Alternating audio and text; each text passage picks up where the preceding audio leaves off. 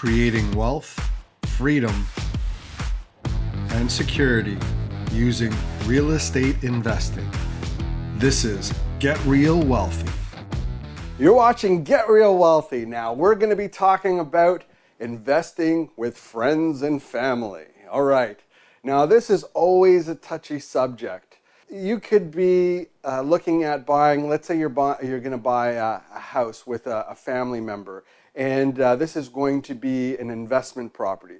You don't have the funds to be able to close on it yourself, but you have enough funds with your brother or your sister to be able to do that. Maybe you have some friends who want to get together and purchase a property together. What should you be doing? Well, first of all, I want to give you a couple of tips and a couple of warnings and things to watch out for. All right. So first of all, you need to define your roles. Who is going to be doing what specifically? What is the expectations of them? What are they expected to do?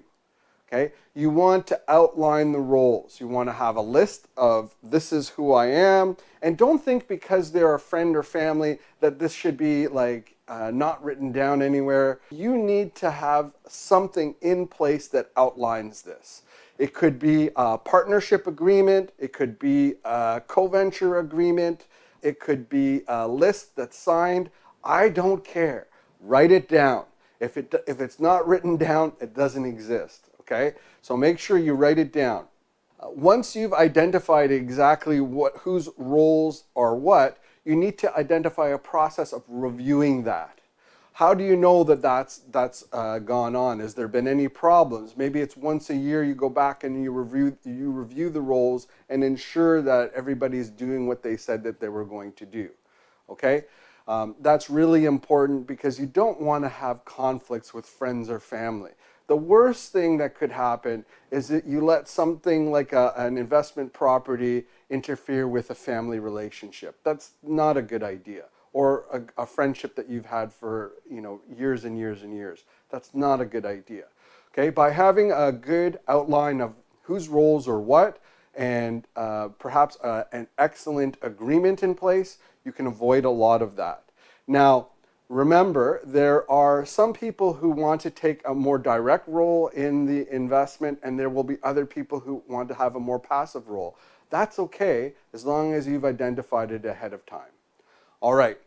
Now, what happens when you go to family events or, events with friends? My suggestion is you don't allow business to cross over with personal and family events, okay? You don't want to be discussing about the property and what's going on and if there's a problem and, this and that. When you have a family event, you're at Christmas, you're at Hanukkah, you shouldn't have that conversation at that time. Set aside different times to be able to have those types of conversations. So that way you're not interfering with your family time. Now, what about if a problem occurs? Well, you need to develop, if you're the person who's taking the lead, a system or a process to outline how issues are handled. Remember, you've already identified whose roles are what, but then you may also need to identify a system or process for handling issues that come up depending on what the role is. That way you have expectations in place and everybody clearly knows the expectation. I've found that when problems occur in different partnerships, it really has to do with communication issues. There were expectations that one person had that another person didn't have, and the lack of communication between both parties has caused an issue or rift to occur. And this is really something that you don't want to see in an asset that's worth hundreds of thousands of dollars, perhaps even millions of dollars, okay? You do not want to have that type of issue. So remember, systems and processes outlined for handling issues that come up.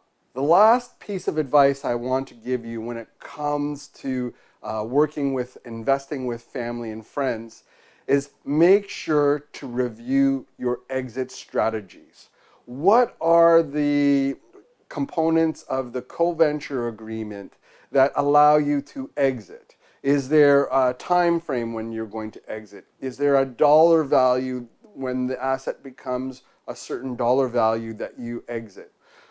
Make sure that there are clauses in your agreement that outline exactly how an exit will take place. Will there be, 2 or 3 appraisals of the property and you take the middle appraisal? Will you take one appraisal? And what does that look like? And if you agree to that price, can one person buy out the other person? Do you have a shotgun clause where you can make an offer to one person, and if they don't want to take that offer, they could also buy the property at that amount as well. So be careful. You want to have that exit strategy outlined, and you want to make sure that you are able to implement this partnership in a safe way. I would suggest that if you can, avoid doing partnerships with friends and family altogether. But if you are going to do partnerships with friends and family, just make sure that you have a co-venture agreement, you get along with the person, and you separate out the relationship from the business. Also, make sure that you have those processes, systems in place, and you specify the roles. All right. I hope you enjoyed this video of Get Real Wealthy. Make sure that you like, you subscribe, you give us a review. That's the only way other people will know about this. And we'll see you on the next episode. Make sure to share this with your friends. And if you're interested in more about this, make sure to visit educationrei.ca or durhamrei.com, and you'll learn more information about real estate investing. Have a great one.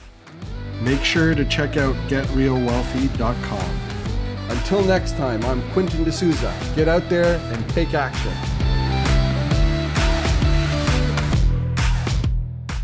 The views and opinions expressed in this podcast are provided for information purposes only and should not be construed as an offer to buy or sell any securities or to make or consider any investment or course of action.